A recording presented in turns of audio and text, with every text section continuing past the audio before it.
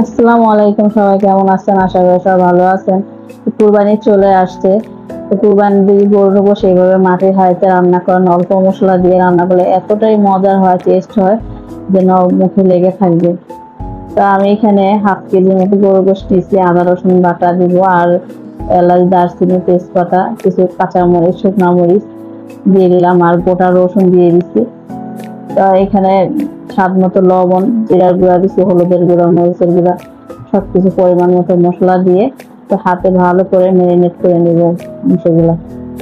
তো আমার ম্যারিনেট করা হয়ে গেছে, আর মাটির হাঁড়িটা একটু গরম করে নিচ্ছি। তো হাঁড়ির ভিতরে আমি মাংসগুলো দিয়ে দিব।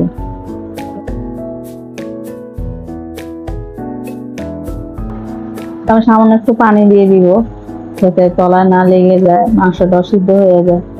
তো আমি আগে থেকে আটা গুলো রাখছিলাম, তো আটাটা হাঁড়ির মুখে চারদিকে দিয়ে দিব, দিয়ে ঢাকনা দিয়ে ভালো করে আটকে দিব। তার দিয়ে ভালো করে সিল করে দিতে হবে।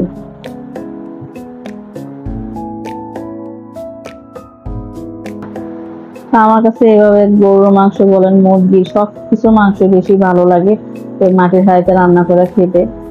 তো এইভাবে একবার রান্না করে খেয়ে দেখবেন, আসলে আমার মতো আপনিও এরকম ট্রেন্ড হয়ে যাবেন মাটির হাঁড়িতে রান্না করে খাওয়া। তো 1.5 ঘন্টা পর আমি ফিরে আসলাম, দেখি কি অবস্থা মাংস। তো দেখেন কালারটা মাশাআল্লাহ কত সুন্দর আসছে, আর বসে কিন্তু অনেক সুন্দর সিদ্ধ হয়ে গেছে, আর খেতেও অসম্ভব মজার। মাটির হাঁড়ির গরুর মাংস কেমন হয়েছে সবাই কমেন্ট করে জানাবেন। ভিডিও ভালো লাগলে লাইক শেয়ার করে দিবেন। তো সবাই ভালো থাকেন, আল্লাহ হাফেজ।